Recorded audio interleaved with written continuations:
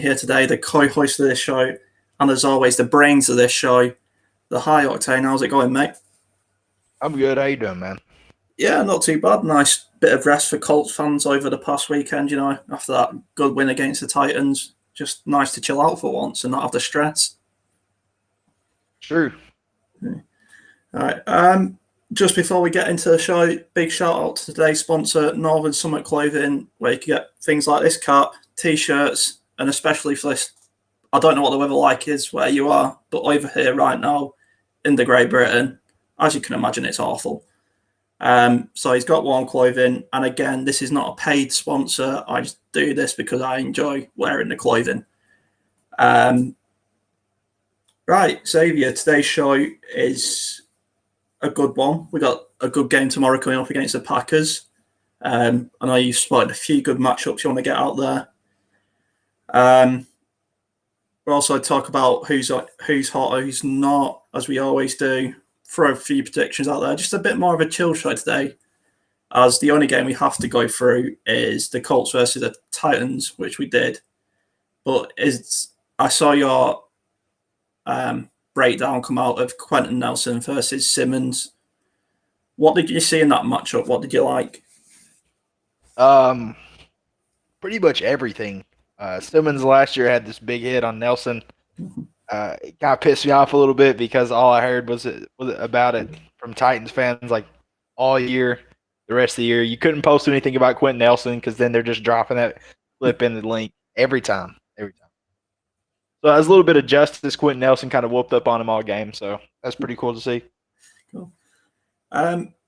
Cool. So going into tomorrow, into Lambeau Field this time of year is never easy, even with no fans there, especially the Packers, who seem to be red hot this year.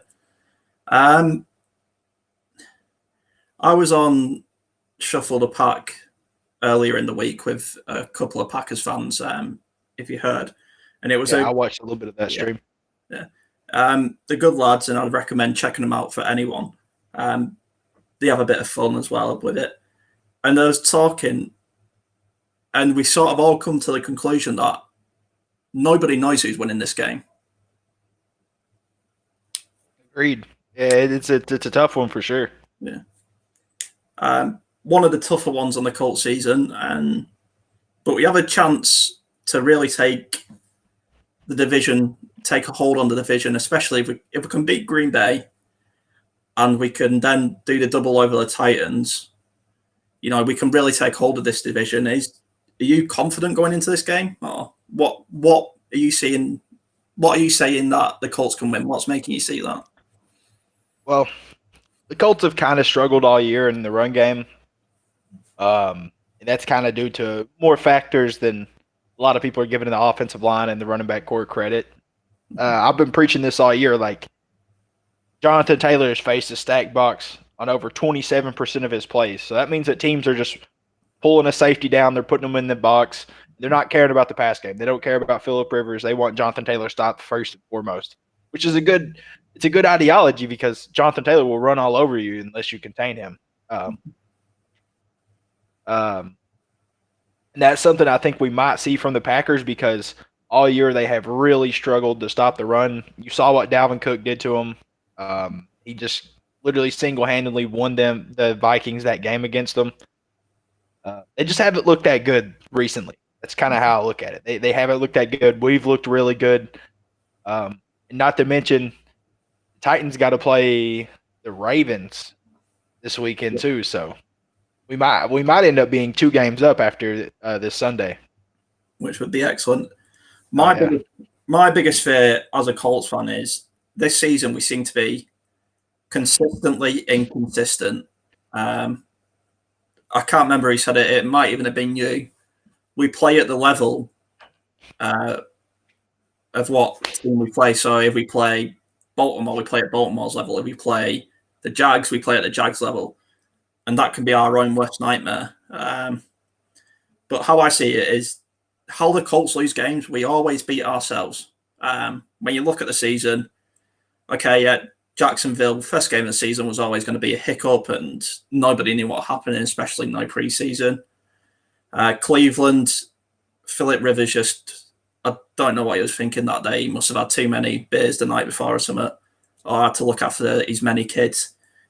And then the Baltimore game, we beat ourselves with a fumble. You know, it's going to happen. He's a rookie running back. I expect no less from him, to be honest. But is it all in the mind more than we have the teams to go with people? But is it just mental thing for the Colts? Yeah, I think it is, because the way that we're being forced to play this year is just something we haven't done in, I guess, in over a year since Andrew Luck retired. And a lot of what we were doing last year was just completely reliant on the run. We had Frank Reich still, same system. Now we've moved on another year. Teams have acclimated to what we're doing. Like I said, Marlon Mack only faced that stack box 12.5% of the time. So our running back core's facing that over double. Like they're really having to get used to seeing these people in the box, having to deal with that extra man. And Frank Reich, I think, is starting to adjust now, because he was trying to call it just run the ball against it. It wasn't working. Now he's starting to bring out play action a little bit more on second and long, something I noticed last game. Starting to just throw a few mix-ups in there. And that might be just what he was saving for the end of the season. That's to be determined, I guess. Cool. So we are over halfway through the season now. The Colts are sitting 6-3. I'm frustrated at the minute at 6-3, but I'll get into that after. How do you feel? How would you grade our season so far? I give us a B plus. B plus. That's where I put us. Now, if we would have won against Jacksonville, we'd be an A. That's how I feel. But for some reason, we came out and looked like absolute shit against Jacksonville. I don't get that. How does that happen? How do we come out? I was ready to call it a season after Jacksonville. I'm not going to lie. I was overreaction Monday. That was me. I woke up that Monday. I'm like, man, I don't even want to watch football anymore. But we really pulled it along. Yeah, I kind of had a feeling this was like, we weren't going to be a bad team. I looked at our roster. I knew what we had, offense, defensive wise. And I'm pretty excited going down the season. I'm more excited for this last half of this season than I was this first half, even after we started 5-2. I know what this team can be with Phillip Rivers at the helm, what Phillip Rivers can play to.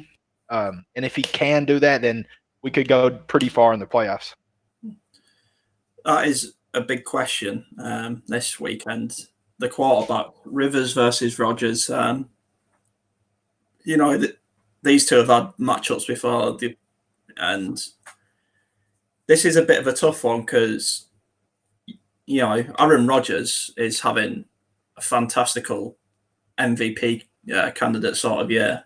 Phillip Rivers, not as much, but now that he's starting to click with this offense and this scheme and this whole entire different team, he's starting to look like the Phillip Rivers of 2-3 years ago for the Chargers, where, he just always beat the Colts for some reason. No matter what day of the week it was, he could always beat the Colts. Are you being a bit of a homer here, or are you taking Aaron Rodgers in this battle? It's a tough question. I really want to pick us, and that's just because of the defensive matchup to what we're going to see on offense. That's how I picked this year. If we play defenses that are average or worse, I've had full confidence in our defense to come out there and play well in their defense, and then our offense is going to score. That's just how I feel about it. So yeah, I actually picked the Colts this week. Like, I didn't pick the Colts against the Ravens. Didn't do that. Or I might have said I did, but I knew it in the back of my head. I'm like, there's no way we win this game. Their defense is too good. They're going to be able to move the ball efficiently, or at least they did in the second half. It's just the Packers don't have a defense. Average is just the only reason they're even average is because they have guys like Kenny Clark, Zadarius Smith, King at corner. What's the other guy? There's one more guy I'm missing at corner that's really talented. Jair Alexander. They have them 4 guys, and yeah, they're really talented. Don't get me wrong, all 4 of them guys super talented. But then around them, they don't have much. That's their biggest issue, and I really think that's going to get exposed in the trenches this weekend. Yeah.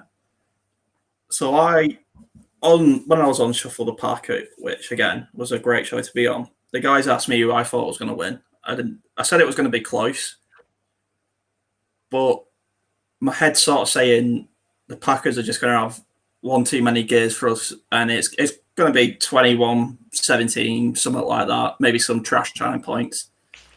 But then all of a sudden, I see the worst thing Aaron Rodgers has probably done this season, and it wasn't a direct diss or direct shade thrown at Darius Leonard, but he said, I can't remember which linebacker was the best, and Darius Leonard has took that to heart. The last person I want running after me if I'm the quarterback, especially Aaron Rodgers, he can move, but he's not a fast quarterback, is Darius Leonard. What makes a quarterback say, I think he knows he's going to get a bit of a bite on that. What makes someone have that confidence going into a game? Darius Leonard to me is just like easily our best competitor. Easily. Ever since Andrew Luck left, it's Darius Leonard now. And Darius Leonard might have been the best competitor even when Luck was here. Leonard just he finds anything, and I love that. I mean, I love a guy that can just find anything to put a chip on his shoulder and play harder, play better, play with something that drives him just a little bit more. Because that's what the best people do. That's always what Ray Lewis did. Always what Patrick Willis did. That's always what Navarro Bowman did. Guys like that. They just always found something to drive them, make them a better player. That's something I do admire about Darius Leonard. Yeah. Talk about a chip on his shoulder, He was the worst player, worst draft pick, I think it was. It was announced by ESPN pundits or something like that. And it makes you wonder, what are these guys watching? Because okay, players do get better or they do get worse when they come into the NFL. But some of that talent must have been there in college level. Like, what are these guys watching to think Darius Leonard, or what makes people say he's not a good player? Because all I've seen of him for 3 years now, I believe. Or 2, I can't remember. But all I've seen of him is Pro Bowl, MVP, Rookie of the Year material. Why do other people not see that? Is it just arrogance? Yeah, possibly. A lot of people like to write him off. I don't know if you saw that argument I had with that dude, that TFG guy. But he was like, Darius Leonard just isn't elite, and I'm like, your brain's you've been hit with a hammer too many times. Something is wrong with you, dude. Like, how do you say that? Are you just looking at tackle numbers? No, I'm looking at he's literally the biggest playmaker in the league. He has the most turnovers caused, the most interceptions by a linebacker the last 2 years. I think the most forced fumbles as well. And I mean, the guy just wreaks havoc on a game. Most sacks as a linebacker, except for Levante David. So as a 4-3 linebacker, he has the most sacks. He has 13. So the guy is just a full package. He's doing everything. He's getting sideline to sideline, making tackles, playing coverage, getting interceptions. What the hell else do you want? And then the guy's just sitting here like, oh, he's not elite. There's 5 other linebackers better than him. Yeah, horse shit, dude. Yeah, quit giving me that. I wouldn't pick any other linebacker over Leonard. I think if you like football and you watch football for the sake of football, you appreciate how good Darius Leonard is. And the Colts defense is number 1, I think, at the minute, or it's in the top 1 or 2. I've not checked, but without Darius Leonard, the Colts defense would still be top 10. But also without Darius Leonard, the Colts defense would never be number 1. And that's just the impact he has. And if people can't see that, then we'll keep him. We'll keep him 10, 15 years, however long he wants to play. Stick a franchise tag on him now. Keep him forever. Retire his jersey, I've said it. 7-year deal. So, yeah. Okay, moving back onto the offensive side of the ball. And what do you see our game plan being? Give it to Naheem Hines and let him exploit the defense, or let Philip Rivers throw for as many yards as he wants?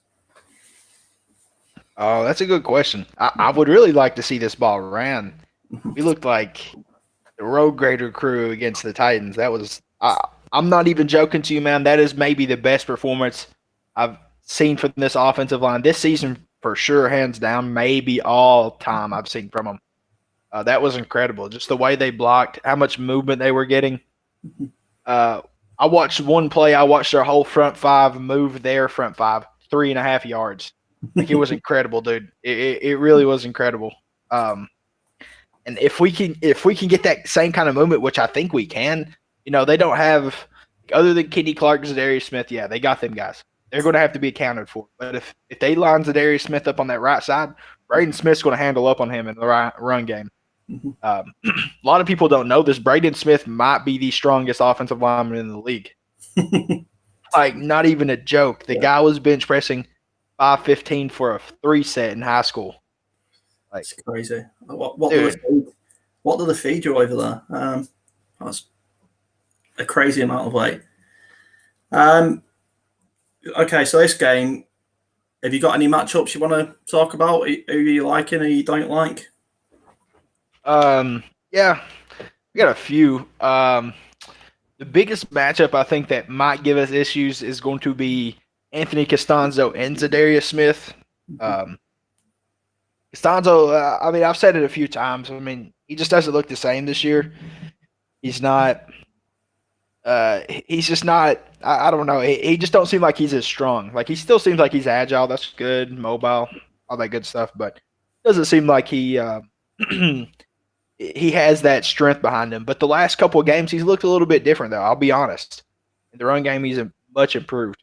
Pass protection still been a little bit of a struggle, but he definitely had a better matchup against who we were talking about for the Ravens, Yannick Ngakoue. Remember how we brought that up? Yeah. Yeah, he just played so much better against Yannick Ngakoue. It's like the rib injury made him better somehow. I don't know how that happens, but I'll take it. It can happen. It can happen. That's why we love football, because anything can happen. And right at the end of the show's on, I said it. I put my neck out there, and the Colts were going all the way, and we're taking it. And Philip Rivers is going to walk out finally with a Super Bowl ring, and it's going to be a fairy tale, and he's going to retire as a champion. But you're looking at this Colts team, as much as that's a good laugh and everything. Seriously, we're going to go deep into the playoffs, are we not? Yeah, I truly believe that. And I think, call me crazy, but if we got matched up with Kansas City first instead of the Steelers, I think we could go to the AFC Championship for sure. It's just a matter of fact that we're going to have to play the Steelers, who look downright unbeatable, man. I have not seen a team like that in a very long time. Every team is beatable, don't get me wrong. Yeah.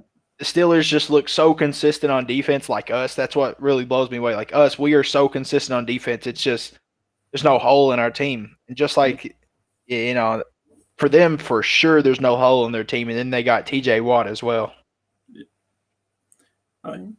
Yeah, but there's always time for a first. We do play the Steelers late on in the season, and hopefully they've already secured the number 1 seed by then, so they rest a few players and we can get one over on them. We don't do that well against Pittsburgh, especially in Pittsburgh. But you look at it and the Chiefs look beatable. The Pittsburgh have been in a few close games, and so I fancy our chances.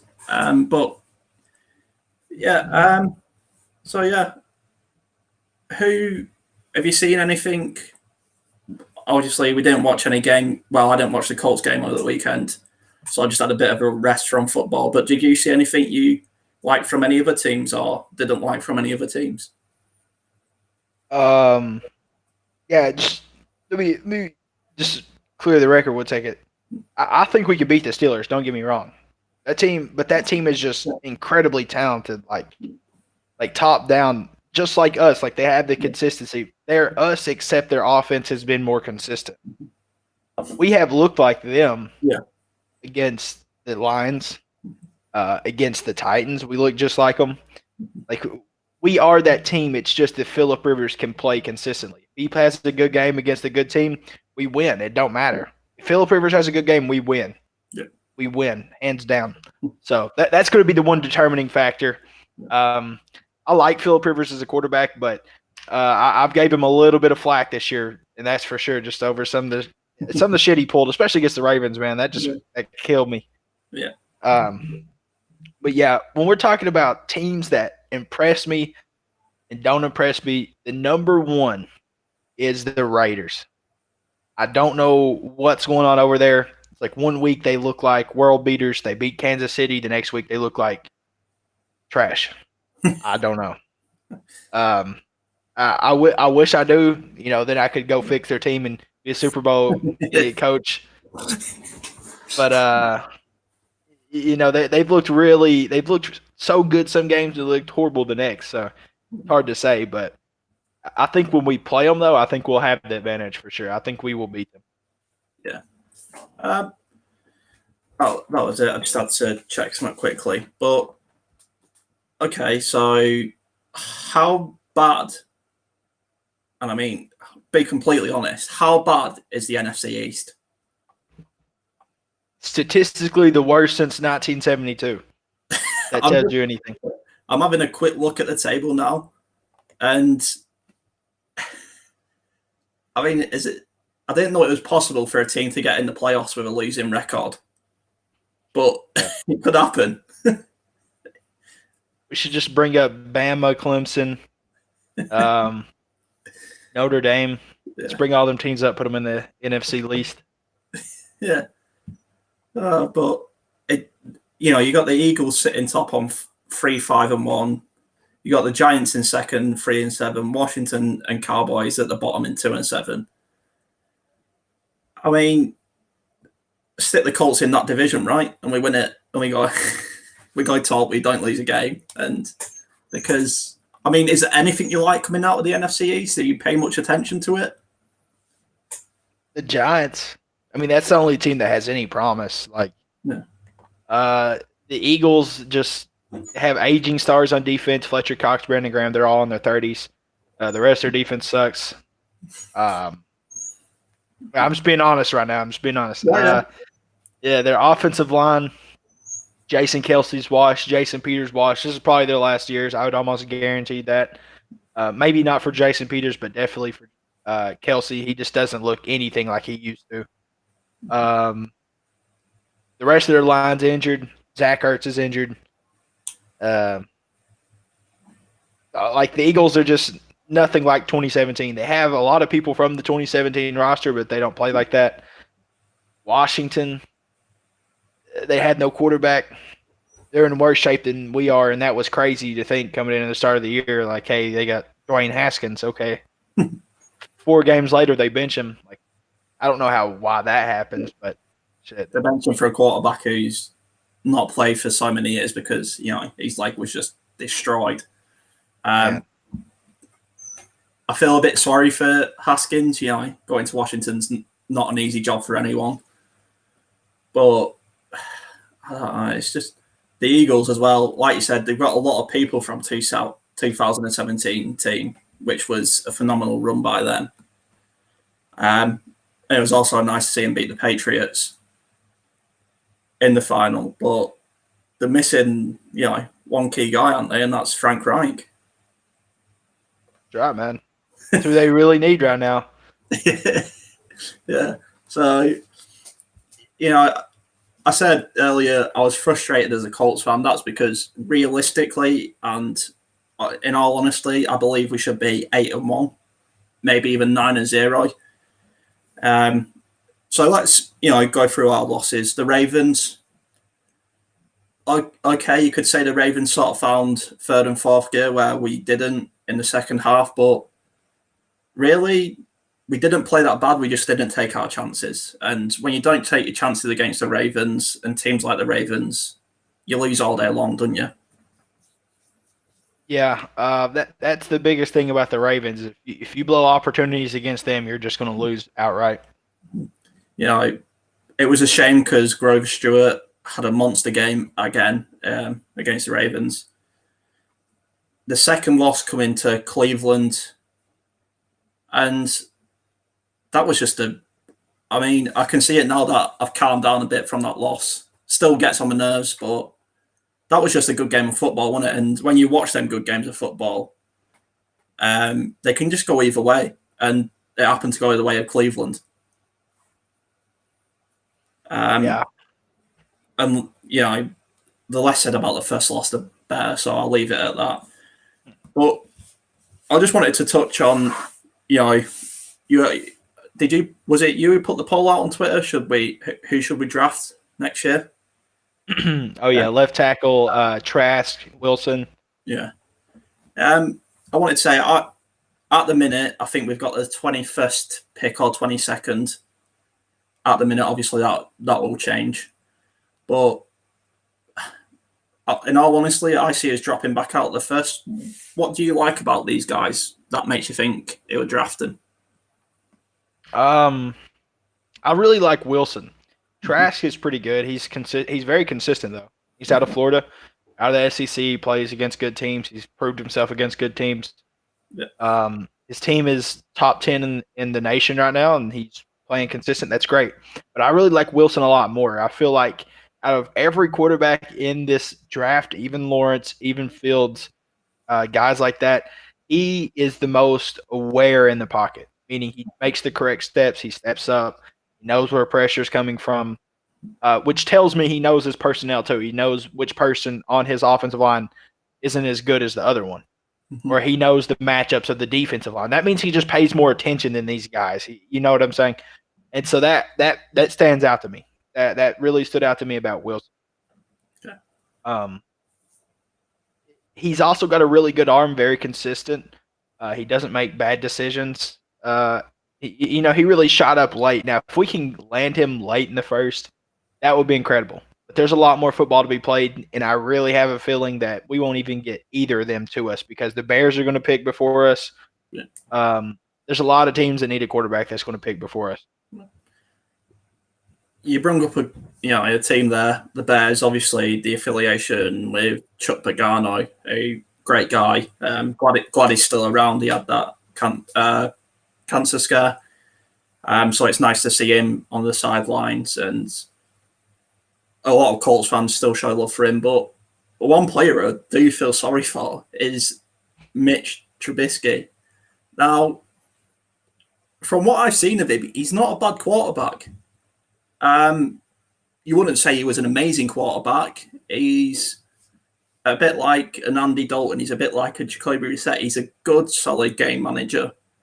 But he seems to get, he doesn't get a lot of help from the Bears offense, I would say. No one stands out to me. No receiver, no tight ends, no offensive linemen stand out to me.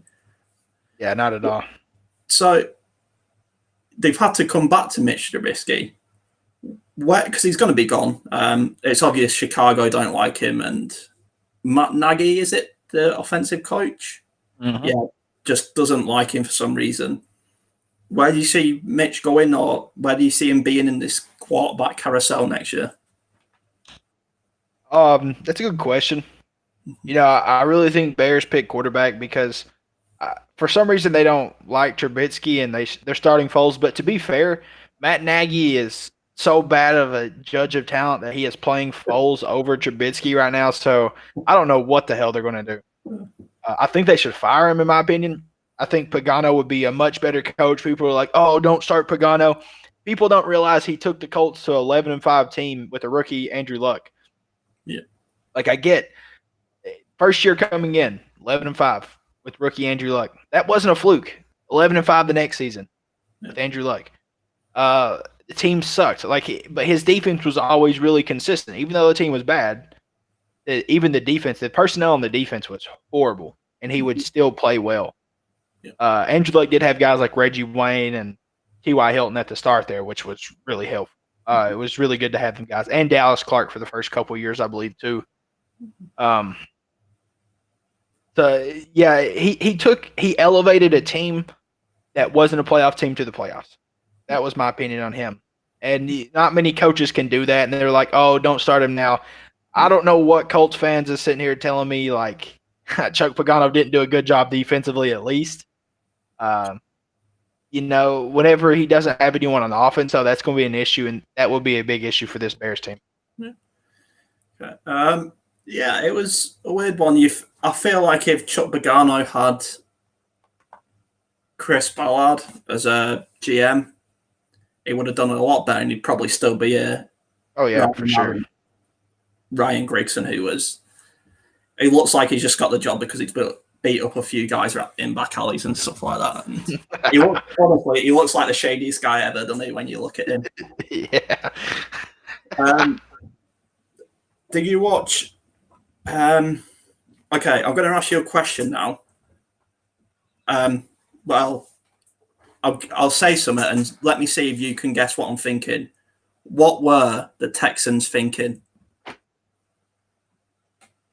Did you see it? The Cardinals play and Kyler Murray to Hopkins and the yeah. What? I have no idea. I just even now I'm like, can they keep making trades like that? Do they want Jacoby Brissett for a first round pick? There's no way Bill O'Brien is allowed in the streets of Houston, Texas. There's no way he's allowed to walk freely down there. Do you reckon secretly he's a Colts fan and he's just gone in there to mess things up? He's a double agent force spy. Yeah. But yeah, so that brings me on to just some of I want to talk about, and that's MVP. Big conversation every year, of course it is. Is there any front runners at the minute for you for MVP? Mahomes, Russell Wilson was up there, and he's played he's played terrible. I wouldn't say he's played like trash. That's reserved for people who actually play like trash. He played terrible. He played pretty terrible the last couple of games. So I think he's kind of out of it right now. Unless Mahomes, unless Aaron Rodgers starts playing god awful too, which Aaron Rodgers has only threw 2 interceptions this year, and it's all been in the same game. So the rest of the games he's played flawless. Them are my 2 guys that are definitely better than him right now, like Aaron Rodgers, Mahomes. Them are the 2 guys. Yeah, it's a tough one. I'm a defensive guy myself. I prefer defense. Well, I prefer to watch defense. So I think I know he won't get it because 1, Indy's a small market. 2, he's a lineman. And 3, he's a bit of an unknown. But Grover Stewart is surely putting in numbers to at least put him in a shout for MVP with the performance he's having this year. Yeah, it would be nice if defensive lineman got any kind of recognition, he'd be up in there. Almost the same thing with DeForest Buckner. I wasn't really sold on DeForest Buckner all too much until last game, to be honest with you. I really like him. I wasn't like I was like, oh, he's horrible, but we paid him a fat contract for 4 or 5 years. I was like, so far this guy hasn't been wrecking games, but last game he wrecked the game, and he hit Tannehill so many times I quit counting. Tannehill was just tired of seeing his face after a while. Now that being said, he has played pretty well this season. Don't get me wrong; he's played what his contract was worth. But I was expecting him just to come in and just take that extra step. He didn't have all them people around him hogging all the stats at the 49ers. Mm-hmm. Here at the Colts, I expect him to take that extra step. And he last game he took that extra step. Yeah. And it's also the thing you have to double team one of them. It's a simple fact. You have to either double team Grover, DeForest Buckner. you have to double team someone on that defensive line for the goals. If you don't, it's going to be a sack or a QB hit. And what I liked about the Titans game is we played nasty, didn't we? We hit, we pushed people into the ground. We got hits, not dirty hits. We just played hard, physical, and nasty football. And Julian Blackman, who's about 5'8" or something, tiny, and then you got the king of all running backs, Derrick Henry, who's an absolute freight train. Julian Blackman made him stop playing. Derrick Henry went, third quarter, got that hit. Derrick Henry went, I ain't playing no more. Do you like this bit of a dog attitude to this defense? And, okay, we're going to smash mouth you? Yeah, I love it, man. That is literally my favorite thing about this defense. Hands down. And, people hate on Rocky Ya-Sin, but he is like one of the tone setters too. Like, I mean, every tackle he gets looks like he's about to just elevate somebody and just pile drive them into the ground. Like, love it. I love it. And that's especially coming from a corner. Like, yeah, you got all these guys on the interior. You got Darius Leonard. You got everyone hitting hard. And then you got your corner coming out here and slamming you on top of your head. Like, it's a bad time for anyone who plays us. Yeah. I mean, I wouldn't even say our worst player on defense because I don't believe we have a bad player on defense. But when our lowest player is Anthony Walker, we have a good standard on defense, right? Oh, absolutely. Right, okay. Someone who we're going to talk about now who's getting a lot of stick is Jonathan Taylor. Let's bear in mind to the Colts fans who overreact. We all overreact, but there is them fans on Twitter. Jonathan Taylor's done. We should have never picked him. He's horrible. He's not a good player. He's an absolute trash pick. I think I saw something out of Jonathan Taylor that I've not seen out of many running backs, where he just absolutely lowered his shoulder, and I think he knocked the guy into next week. It was a beautiful run. It was sort of a trendsetter for the rest of the game. But why are people hating on this guy? People have got to understand he's a rookie. Stuff happens. But why are people hating on him? Is there anything you've seen where you think, yeah, maybe this guy isn't everything? His ball carrier vision's been pretty terrible. I can say that. But, what he came in to do was be a power runner, run through holes. Teams to stack the box against him. Okay? And by next year, the reason every team is stacking the box is because every team looks at the film of last game and the other game and the game, and they look at what people did right, and then they adjust their defense to that. So they're taking notes out of other people's defense that had success against Jonathan Taylor and putting it in the game. Okay? And so he's seen a lot of stack boxes, yeah. I think teams next year will lighten that up a little bit. But this year, for sure, they're not going to. They're going to keep stacking the box against Phillip Rivers. They're going to keep doing that. Now, I will say this. People who sit here and shit on, what's his name, say, oh, you shouldn't have picked him. We call them hindsight Henrys, okay? They're talking shit now after the pick. During the pick, they're like, yeah, Jonathan Taylor, let's go. We got Jonathan Taylor. When the pick happened, that's what they were doing. Now they're saying something. That's the difference. Yeah, I mean, I still think he's got a lot to offer. He's still got a lot to learn. It's just the thing, you got to give rookies time. I know everyone, I can't remember if it was you who said it or someone else said it. It might have even been on the Pat McAfee show. Not everyone can be a Darius Leonard. It's just fact of life, Not everyone can be a Patrick Mahomes. So let's give Jonathan Taylor a bit of time, Colts fans. Let's, let him learn his game a bit, because coming into the season, we thought, we've got a bit of a 1-2 punch with Taylor and Mack. Frank Reich turned around and said, that's rubbish, we got a 1-1 punch. Now looking at our running backs, I go, especially when Marlin comes back, we've got a 1-1-1-1 punch, because our running back room, I would say at the minute, is pretty hot, wouldn't you? Yeah, I would agree. It seems like anyone on any given day in our running back room can have success, whether it be our third string Wilkins to our second string Hines, except for Taylor. Taylor seems like there's only been a few games where he's played good. But I personally think that'll change. I think that will change. I think his ball carrier vision is nowhere near a Trent Richardson. Trent Richardson had like historic rates of being tackled in the backfield. Taylor doesn't have that issue. He gets forward. He gets 3-4 yards every carry. So that's great. But time will tell. Will he pan out? And I think he will. I agree with you. I really think he's going to pan out as a great pick. Okay. The show's getting on. We've still got a bit of time to talk about what we want. Is there anything you want to bring up? Anything you're looking forward to this weekend?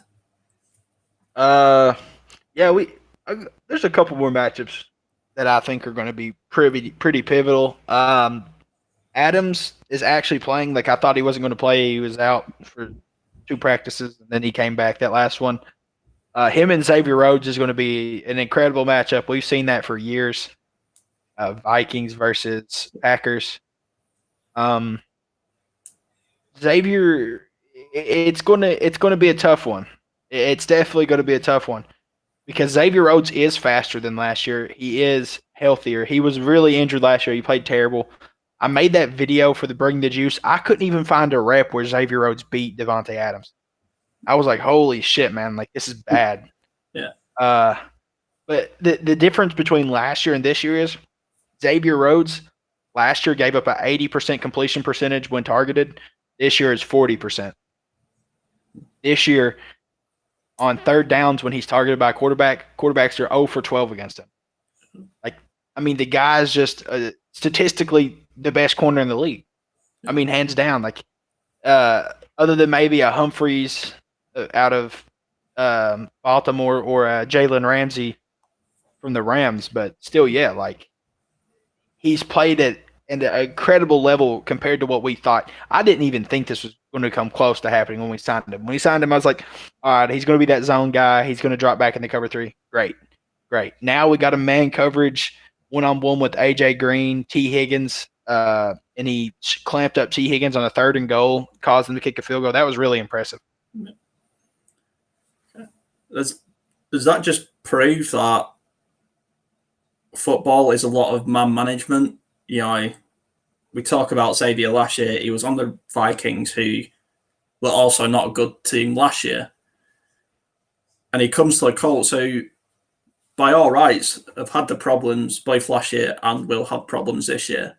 But does that just show the level of coaching and how good? I'm going to say it. I was one who said Matt Eberflus is not the guy, but does people like Xavier Roy just prove how good Matt Eberflus and the rest of the staff are? I would say it proves definitely how good our training staff is because he came over here and he's in incredible shape. He definitely got into shape. Now, I would agree with you on Eberflus. The guys from the Cowboys, still, yeah, like we got a defense that's crazy. People don't get how good our defense is. Personnel-wise, it is ridiculous. Yeah. And we could be this team that is just wreaking havoc, blitzing defenses and setting up schemes. And Eberflus isn't that. He's a bend, don't break guy. Yeah. And he's not one of the better bend, don't break guys in the league. He just is good enough to coach this defense to where they're going to play good every week. And that's great. Yeah, I love that. But there's defensive coordinators in this league I would rather have, and I would take a few over him. Anyone to name? Oh. The guy from the Rams, if we can get him, I can't remember his name. Sean McVay hired him. And one more guy, and I can't remember his name either right now. I actually was going to make a video about this. What is his name? The dude from Washington. The guy from Washington. Washington is one of the worst teams in the league, but their defense is one of the best. So I can't remember his name, but their schemes are all good, and they're all blitz schemes. We don't blitz, and I hate that because we got Darius Leonard. We got Bobby Okereke. Why are we not blitzing it? We're faster than everyone, stronger than everyone. We should be destroying teams with the blitz, and Eberflus just won't open that up. And if he would, I think we would be a lot better of a team. Do you reckon, it's a long season in the NFL. I remember Quentin Nelson talking about adding this extra game into the regular season, said, no chance, it's horrible for us guys to face an extra game. We're beat up as it is. Then you've got to go deep into the playoffs, and it's hard graft. Do you reckon Matty Fleece is just holding the stable lock a bit just before, we get into this later in the season? Do you reckon he's just going to let the horses bolt at some point? Yeah, I think all good coaches do that. We'll definitely see the blitzing be ramped up. Yeah. But if we this defense can be game changing. And against the Browns, if he would just let loose blitzing, especially on someone like a young quarterback like Baker Mayfield. I love Baker Mayfield. I think he's a great competitor, but if you're going to blitz him and you got a great elite defense and they're blitzing you, he's going to struggle. There's no other way to put it. In that first half, if he would have done that, then that game might have been a little bit differently at halftime. But still, yet that's a hindsight Henry thing. Yeah. You know what I'm saying? It's me being a hindsight Henry. Yeah. So just to flip that on its head a bit, and I think we saw what Hall of Fame quarterbacks do against the blitzers, because from what I've seen, the Titans tried coming heavy. They rolled that safety down, like you said, stop the run. Philip Rivers, as a Hall of Fame quarterback, sees that. And when you've got an offensive line that can hold off that blitz for an extra tenth of a second, for Philip Rivers, that's a minute in a Hall of Fame QB's eyes. I was just wondering if you could explain, a bit more layman's term for the non-American football fans or new fans, what an advantage is of an offensive line giving a quarterback half a second, because it looks like nothing, doesn't it, on screen? Yeah, it's the difference between making the third read and the fourth read. Mm-hmm. It's the difference in making the fourth read to your check down.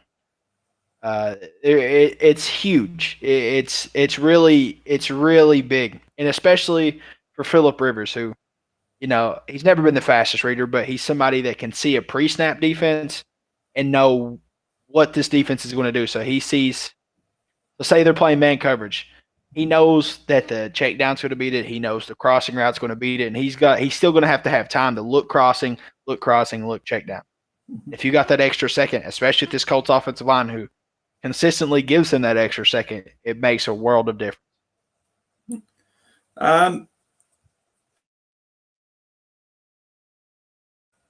About the game, you're saying the Colts are going to win? Yeah, it's a toss-up, man. I didn't even really want to say who won because I don't know who's going to win. If I'm going to be honest with you, I have not a clue. I wouldn't put a single dollar on this game. And I bet on games a lot, dude. I would gamble a lot on football, and I just won't put money on this game. That's how tight it is. I don't understand how this game isn't prime time. But then again, that's another hindsight Henry thing I'm saying. Well, hindsight Henry. I like that. We're going to trademark that saying. Let's do it. But just moving on later into the season when we do come up against the Steelers, you got Big Ben, who's not a mobile quarterback. You got Philip Rivers, who's not a mobile quarterback. If you had to run a read option with one of them, who are you running the read option with? Philip Rivers would be the ultimate. It would be, no one would ever expect that. So I think Philip Rivers can somehow bust out 5 yards on a read option. So I'm giving it to him. Sort of like that Peyton Manning's longest ever 40-yard run. It just seemed to take forever watching it. Yeah. Okay. I think that's all I've got for today. Have you got anything? I can talk a little bit about the league right quick. I got a few things. Yeah, just a few simple things. There's someone that came back in the league this week that was really missed in my eyes, and that was Wyatt Teller, who's having statistically the greatest season of offensive lineman ever. Mm-hmm. Now, do I agree that he is elite? absolutely. I think he's. Now he has a big test coming up. He's going to have to play against Fletcher Cox, Brandon Graham over at the Eagles this week. But when he played the Colts, he got injured, so we didn't get to see that Grover Stewart, DeForest Buckner matchup. But he's a great player, and he's one to watch because this guy is like all-pro level. He is going to be an all-pro at the right guard. It's going to be him and Zach Martin. Then the all-pro left guard, it's going to be Quentin Nelson and there's a few people, maybe Joel Batonio, guys like that. Richie Incognito got injured. That was really unfortunate. But maybe Norwell from the Panthers. It's hard to say, but Wyatt Teller is incredible. I mean, purely, if we could have Wyatt Teller, I would die. And the fact that the Browns got him for a 5th-round pick from the Bills. This guy is now the best offensive lineman in the league. Yeah. What the hell, man? Where did this come from? How did this happen? Some guys are just, slow burners. It's one of them things, isn't it? People can have the breakout year in the first year. People can have the breakout year in the 5th year. It's been another good show. I think. Is that it from you? Yeah, that's all I got. That's all I've got. Quickly before we go, just check out Bring the Juice. Is it you work for or work with, should we say? Yeah, yep. Cody and them lot. Check out Bring the Juice. Check out High Octane on Twitter. This guy sitting next to me is just an absolute genius at breaking stuff down and just sees people other people doesn't see. Check out UK Colts fans and check out Shuffle the Park, who I had a great time with, a couple of Packers lads, and they just love it. That's all from us. This has been the Colts Saturday Show. Enjoy your evening.